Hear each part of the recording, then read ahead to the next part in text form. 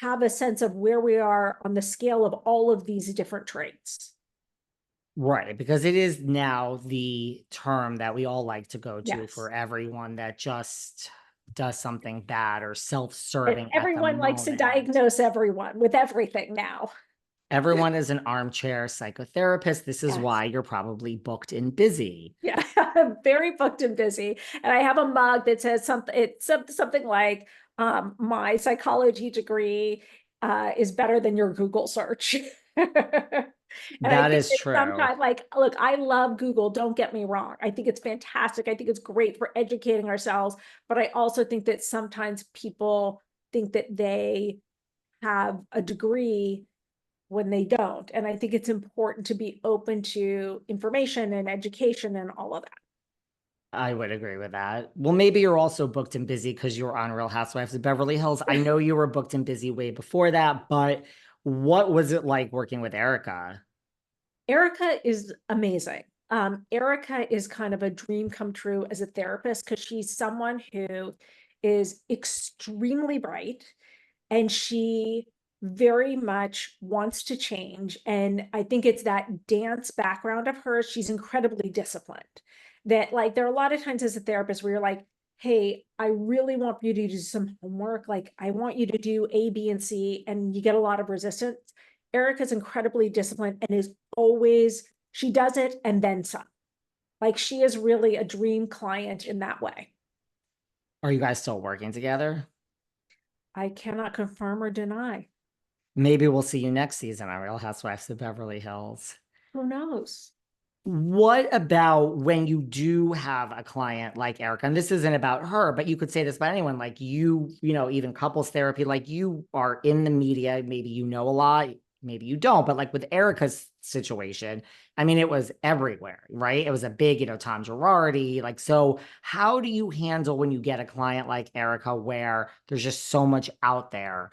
Or does it never, look, we've come far as viewers. At first people wanted to nail her to the cross. Lots of people still do. But I mean, at first, if you think about it, it wasn't that long ago. It was like 99% of the world hated this woman.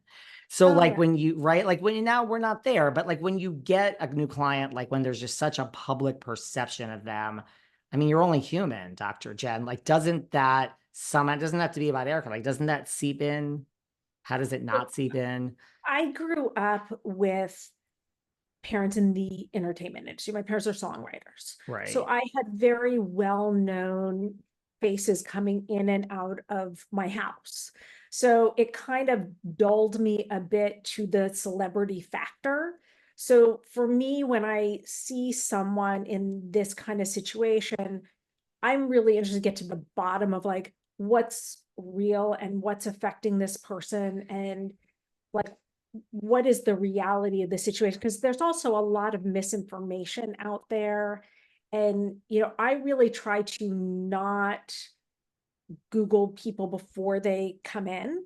And when I was doing couples therapy and family therapy, they would give me kind of like a dossier on each person, and I would read what my producers needed me to read.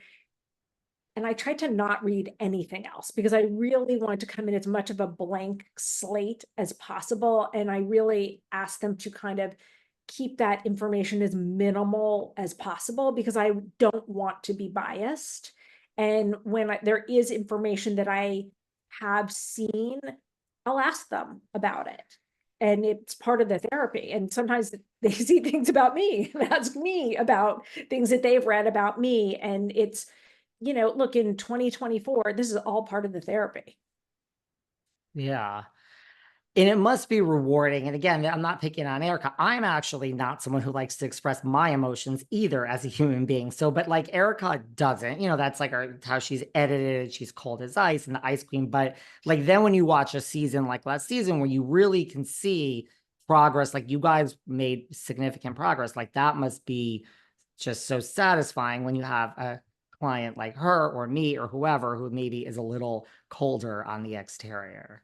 I am so incredibly gratified by seeing my clients progress and move and communicate differently and use new tools and have new insight. Like it's my reason for existence. Like there's nothing that makes me happier or more excited than seeing that kind of progress in a client of mine. I just love it. Do you think, because what you were saying, my whole vision of, and I know your parents were like famous songwriters, like I can honestly say like my view of celebrity from doing this podcast for 5 years is also completely changed. Like it's not even a little bit, it's 100% changed. In what way? Well, yeah. I mean, I used to like, look, I've met Cher 5 times. If I meet Cher, I broke down the third time. Yes, I am starstruck by very few people. Yeah, everyone's a human being. I think that's Yeah. the way. Like, you know, to me, like, no matter how big a star you are, is like when you're on this show, like I'm in the driver's seat, like I'm doing my job. It's a job. And so I really don't get starstruck. I think everyone is. I tell people, like, I don't care what happens on Housewives or whatever. I judge people based on, I mean, even this, you can't judge people, but you can get a better sense. Like, Sure. I just judge people based on my own interactions before, during, and after our personal conversation. Yep. So, yeah, my whole view is like, I don't really get starstruck. It's the same thing to what you were Yeah. saying with like a lot of famous faces coming in and out after like 2000 shows. It's like everyone is just a human being. Yes, I'm more excited to talk to some people than others, but I think in that way.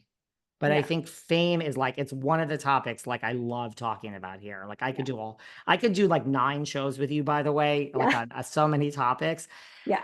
I could just talk about, Well, I I'll think, have to come back. seriously, you Yeah. don't realize we're not Yeah. even going to get through half of Yeah. this things I have written down. I also have so many, I know you wrote your dissertation on, like you said, like weight loss, and I have so many questions. I have used Ozempic and Wegovy and all the generics. So like I could do a whole weight loss show with you. We definitely need to do a show on that. We can do a show on that. That's on my list. And like, I just think fame is such, and also like being in Beverly Hills, it's Yeah. such a, it's right. It's a topic I could talk about for And hours. also, look, we've seen a lot of members of the Housewives who've talked about their own eating disorders. Last season, Crystal talked in the season before a lot about her struggles with it. I think that, look, most women in the public eye have had some kind of struggle with body image, weight, eating disorders, and unfortunately, it's rampant and more common with men now as well.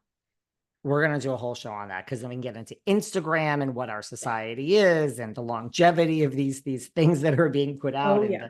and all of that. What do you think of somebody, like mentioning Cher? You look at like a Cher, a Madonna, Erika situation with Tom. Like how do you feel about also asking for a friend, just a significant age difference? Like Madonna's latest boyfriend, I guess we can call him boyfriend, is 28. Cher really has a boyfriend that's 37. I think she's like 77, I think Cher is. These are Yeah. huge age differences. Like, no problem. You seek some concern. It's a bargaining. Look, Like you said, look, everyone brings something to the I, table. I think the person with the more years and the more money on their side has the power and the control.